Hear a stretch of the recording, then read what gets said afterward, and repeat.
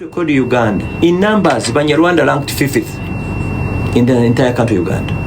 There is no... In terms of size? Yes, in numbers. There is no place in Uganda where you can go and you won't find Banyarwanda.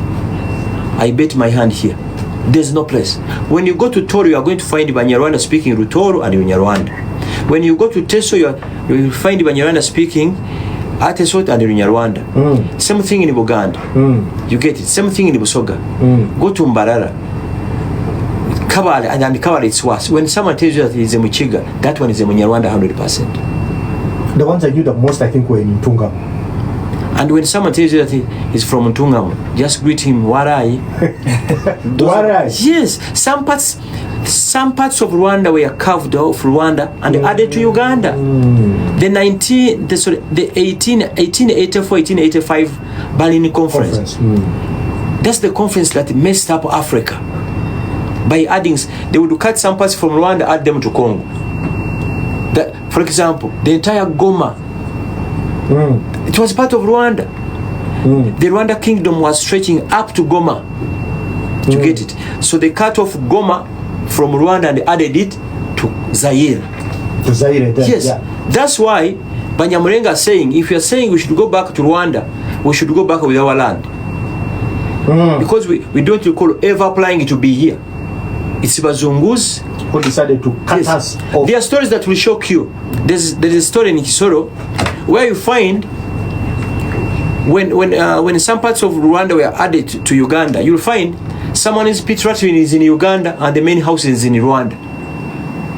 That happened? Yes. In Rwanda now? No. Or in now. Even now? Yes. Because when some parts were carved off Rwanda, I'll give an example. I believe you've been up country. Yeah, I have. You've been Waliuba de Komucha. 113 districts in Uganda. Good. So when these Bazungus sat, no African attended that conference. No. They sat, decided which parts should stay here, blah, blah, blah, blah, blah. Previously, our grandparents, you'd find a pit latrine is here and the main house is like 30 meters. And there's a border. So meaning if he wanted to ease himself, he would cross to another country. To another country. And then you come back to sleep in another country. You will find the families, our grandparents, you will find one having like 4 wives. There are cases, you find one family is in Rwanda, another family in Uganda. In Uganda. But same father. Oh, wow.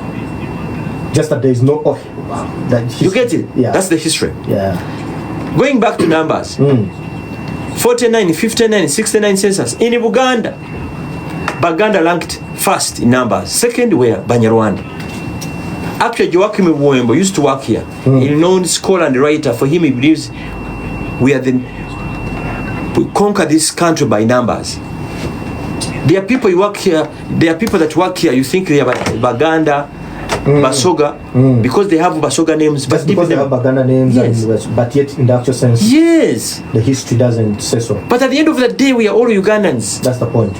No matter where you hail from, Arua, Kitigum, Busoga, Bunyoro, we are all Ugandans. We may have different backgrounds, different cultures, but we are all Ugandans 100%. Quite interesting there. So is this why you draw the background to start the Bazadimwe festival? So, taking you back, for the last 10 years, there is no ethnic group that has been discriminated to like our people. Our people are being denied national IDs and passports based on their appearance and their names. There is no office that we've not been to. Uganda Human Rights Commission, Equal Opportunities Commission, IGG's office. We even met the former speaker, Jacob Olanya, the current speaker, Anita Mong. That's when we decided, you know what, I think we should look for President Museveni because it was getting out of hand. You'll find a young boy who has graduated from Makerere for 3 years on a roll, he has no job. Someone who did engineering and is willing to be an askari in the Middle East and is denied a passport basing on his appearance. Then we write to the president, he replies to us that he's willing to meet us. We've met President Museveni, I don't know how many times, regarding issues to do with Banyarwanda. Then after realizing that this injustice is really existed, he issued an executive order guiding Minister of Internal Affairs and NIRA officials. Previously, NIRA officials were the ones who decided who is a Ugandan. Yeah. They would just look at you, I said, no, you're not a Ugandan. Two options. You either go back to Rwanda or buy citizenship in this country. But the person they are telling... That you buy citizenship? Yes, it's called naturalization. The person they are telling to go back to Rwanda, he does not even know where Rwanda is. He has never stepped at Katuna. He's a Ugandan 100%. His grandparents were buried in Uganda. His parents were buried in Uganda. He was born in Uganda. There is no country he calls a home apart from Uganda. And with immigration, it was terrible. Terrible. So the president guided that the powers to determine who is a Ugandan are not vested in two officials, Ministry of Internal Affairs or NIDA. Those powers those matters should be handled by local leaders. Frank Gashumba, where do you hail from? Villa Maria. Go back to Villa Maria, pick a form from a nearest NIDA office, take it to the local LOCs. The chairman's LOC. Wonderful. The moment they confirm that Frank Gashumba is a son of the late so-and-so, Gashumba should take that letter to the chairman LOC3. Let him confirm also. Giso, you know Giso? Giso, yeah. Usually Giso operatives are... The Gombolola, something. Yes, and usually they are children born in the same area. Then up to this, the moment they confirm that we can authoritatively confirm that Frank Gashumba is a Ugandan, you are issued a passport and national ID. I can tell you, since June this year, things have changed for the better. They are now getting the documents. As long as you go through the local authorities. The local authorities. And that's what we are demanding from day one.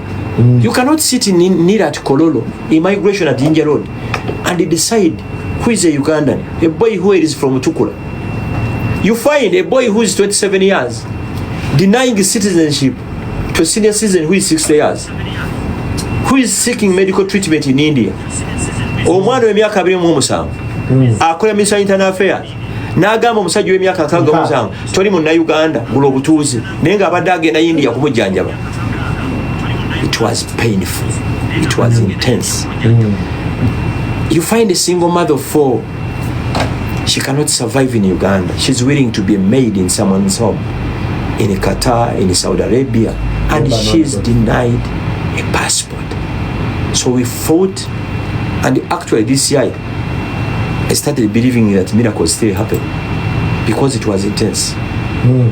Every day we would receive between 5 to 10 cases of people being denied national IDs and passports. And these are Ugandans 100%.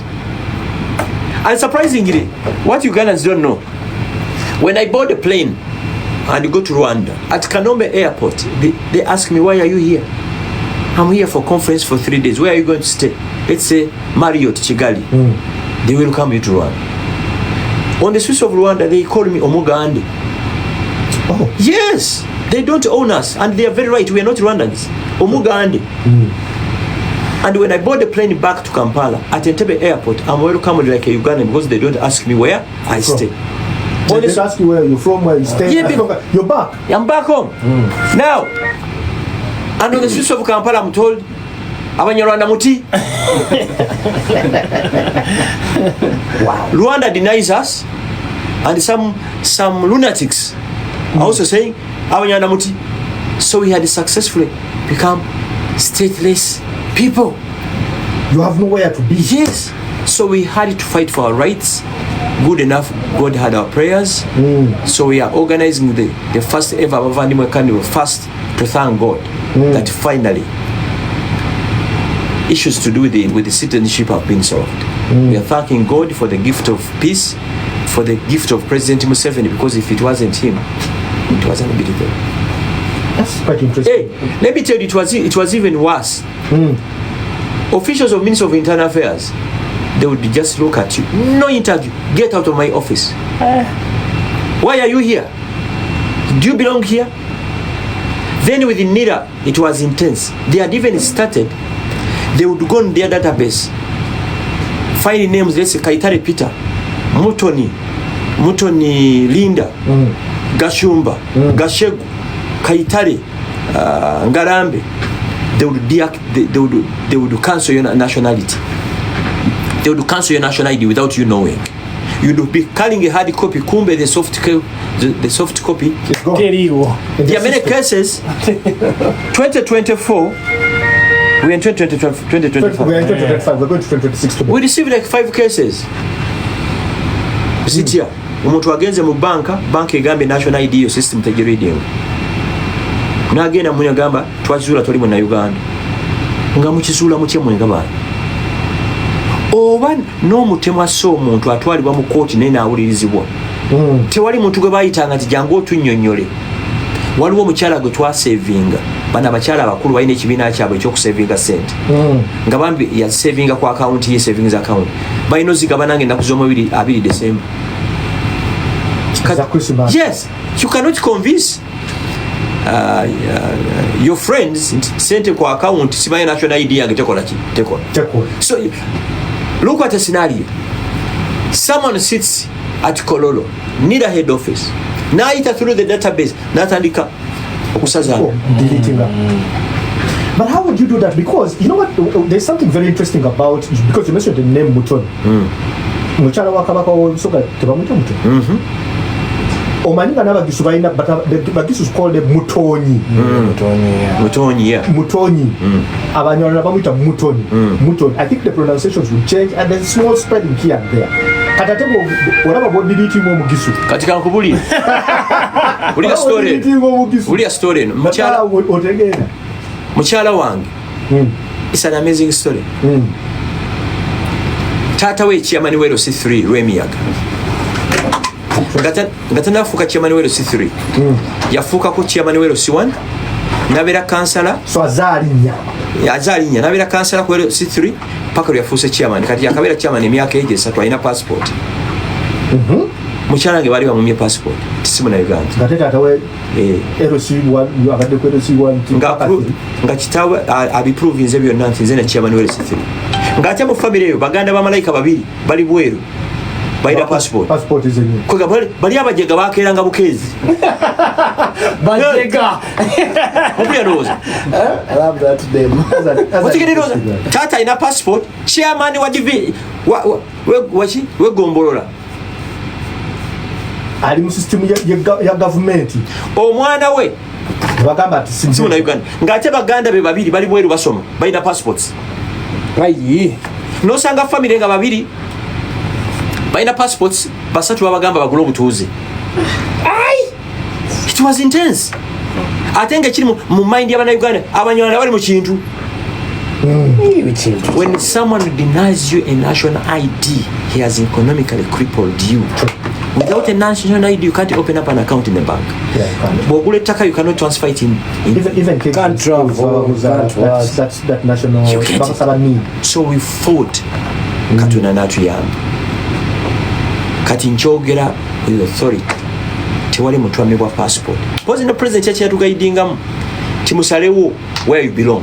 Waliwo abalinaga naga.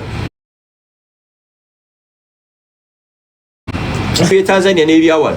Kyava kuddayo kwero seka kase. We are very grateful. Wow. Era nze bwe ndifuna omukisa okusinkana Katonda.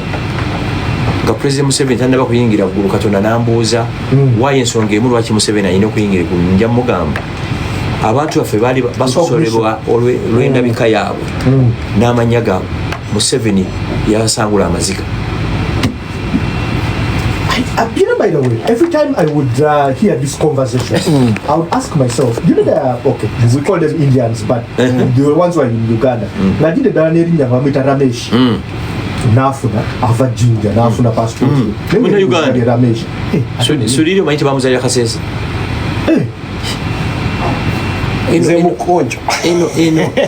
So did Mukonjo. Hate Ediku Bantu. Olumwe kusobera. You get it? Neyo eri Museveni alwa ochikiriza. Yes, yagamba no, I can't believe this. Kati nga Windows ina intelligence ye. Successfully nga bamulimba mu betuma passport banansi ba Rwanda. Kati olumuna munonya ngamba njagala nzigireyo ne ba victims. Ne mugamba muzeyi ba victims obagala. Meeting wena giteeka Nambole Stadium. Kubanga tuna ujabate. Ngamba bring me some. Speed ne mutwa yabachukwe mu abiri. Ate kasomo gama ati bakuzala mitiyana nga akubuuza mitiyana kitundu ki kyalo ki mandem na bimani nabagamba muina national ID nje nga bazina omuntu ena national ID bamumye passport bali atakala kembadde okugamba nga bwogenda okusaba passport ne bagikuma nga banotifyinganira ngekujja kuki. It was intense. So immigration esindikiranira ne bagamba ono alina document tasana kuba nayo ne bamu naye ng'omujega kigambo ekyo bw'obimubuza ne tabiina. Waliwo akalala bw'osaba passport for example Muganda bakugamba tambula ng'Omuganda. How do you work like a Muganda? No, it's normal, it's okay. Or you recite your history gwan. Okay, nze Kiwalabye Stephen tata wange gundi jajja wange gundi webale nnyo. Now ne bakuza ku question yendala wasomerawa, let's say primary Mengo primary school, O level Makere college, A level let's say Kitende university we wa Makere. Omuganda abagamba linda message within 4 days ojagenda ofune passport. Gashumba bwagenda okusaba passport, the questionnaire changes. Prove to us that your grandparents were in Uganda before 1926. You are not born even. With the documents that they were here before 1926. Tell you ne President Museveni tabina, Anita Mongo tabina, Owinyi Doro tabina, Alupo tabina, Nabanja tabina. Tell you kubanga biseera yo kiwali yo documents. Uganda tufunye documents 2014 national IDs. Yeah. Tezaliwo. Edda abantu batambulanga buki. We didn't have kitambulisho. No. Tibyaliwo, the official national database for Uganda it has 2014. Uliranga bakugamba Munyarwanda nti no leeta obusuulu. What is obusulu? Obusulu. Some tax for. Okay. Some would produce them nga bagamba tuleetere ebifaananyi by'amalaalo g'abajjajjaabu. So you take pictures. Musajja bwa tujoze. Ejjooge eryali awo. Nga oyo akikubuuza bw'omugamba gwe bireete talina kyakola ki. So this is why you're putting up a party. To celebrate the pain, no, I don't want to call it a pain, you can't celebrate pain. Celebrate the achievement of so far pool to make sure. N'ekirala ekisinga obukulu ku networking. We are scattered across the country. Twagala abavandimwe from West Nile, bamanye abateso region, bamanye Busoga region, Buganda region, Bunyoro, Toro region and yegera ndowooza kikulu nnyo ekyatulwanyisa stigma abantu baffe. They should come out. Men are hiding. Fear. Atogamba nti atya ngalaba ng'omusango. Nenze ndi Munnayuganda ng'omuteso, ng'Omuganda, ng'Omusoga. Rights zoyi mwenna ze muyina wano nange ze nnyina. Nange ze nnyina toyina right gyonsinga nange gyenkola ki gyenkusinga. That's what kiba. Actually the president yagamba twongeremu nakano. There is no Munyarwanda from Rwanda who can speak Luganda lwenjogera. When you meet a Munyarwanda from Busoga, my God, mumanyi radio Simba mujulia mumanyi wa mwami ekibwa Jeje Semanda oyo muganda wange ayogera Oluganda kwe ye muganda wange mukulu wange oyo. You get it? Programu zonna ez'Oluganda awo n'okuyiyako naye abirimu. Ontegera ndowooza katosa mugamba nti toli munna kati nkusesa ki Semanda daddy waffe he was a true African man. Ya networking alina abakyala nga mukaaga yazala mu Banyankole. True African man yazala mu Basoga, mu Baganda, mu Banyarwanda, mu Banyankole, buli wamu kubanga tataffe yali musuubuzi ng'atambula nnyo. Katulinamu abaana nga bamami baabe Banyarwanda nga abalala Banyankole abalala Basoga. Kati Jimmy Semanda abeera mu meeting nga bageya Abanyarwanda. Ontegedde? Tebategedde. Era n'atugamba nabadde boogera bino. You get it? Wow. Ode Jimmy Semanda. Tosa kusubira ne batubeerako n'asirika n'agamba nabadde n'abajega nga beboogera. You get it? Wow. There is no family in Uganda where you can't find a Munyarwanda. Erinnya linzo bwa lyakyuka bukyusi. Gee, darling, they shaped even our women. Kambuzemu kibuuzo. Saala nyoko, saala muleta mu Ssaabasajja Kabaka Muwenda Mutebi. Nawulirako history ye. No. Omwana wo mukulu. Junju. Yani yali amuzaala. Si Munyarwanda. Babi Kyagulanyi. Si yazaalidde Kyagulanyi abaana. Munyarwanda. Bwentungame. Nubiyaniri mukyala wa Fumbo waffe. Juwero Ssennyonyi. Omulangira Wasajja mukyala we waffe. Omunyarwanda ali mu Uganda muno alinga netiwaka ye mutiini ne Airtel. Era don't never dare kati bwe mpulira abajega bagamba Abanyarwanda muti start it we shall end it. There is no meeting you can chair nga situina mu muntu ekyo kiriyo. Muwera. Mpulira ndowooza. Muwera. N'ekisinga obukulu mu community we still live like families. Siwulirangayo case nti Abanyarwanda mu Busoga balwanye n'Abasoga tekiriyo. Sikiwulirangako mu Buganda. We still look at ourselves like Ugandans. Kyovula Abanyarwanda bazaaliddwa mu Buganda twambala amakanzu. Abasisters baffe ne bambala gomesi. Bwe kibeera ffenna tuli bana Uganda. These are facts. Even by the way, what Gashumba is saying is true. Even the women I have met and I've who are like what he is saying, they act like Baganas. Like they say they carry themselves like Baganas. Yes. Most of them actually are. Yeah. Just that, of course, the names can be deceptive. But if you see, I think even the Vice Chancellor of Victoria University, when he was, I remember when he narrated a story where he connects up to Butaleja. You know where Butaleja is? That side of Mbale. Where Abanyoli come from, and he connects the story up to that side. Okay, that's quite impressive. Yeah, Ugandans. Ate buli lwolaba abantu nga beetunuulira konga ku mawanga, that's a backward society. Kati nze mbadde manyi kogenda ku hosting. Manyi bakuzaala. Ate ndi wawala nnyo ate. Ate ono manyi gy'ava. Ate nga nze njogera ennimi mwenda wa. You sure? I speak 9 languages. That's amazing. 9. Kati ono manyi gy'ava. Ate bwe nkugamba oyo gy'ava. Tuva wala the same. Ffe tuva wala. Muva Ghana. Not Ghana. Cameroon. Mali. Me, I'm from Oyo Mali. And you're Ugandan. Okay, what do I say? You're an African. Yes. Okay, my mom is Ugandan, but my dad is from Mali. But they met in Kenya, where I was born. So it's a mixture. You were born in Kenya? Yes. So I came here to study, and I'm here. Forever.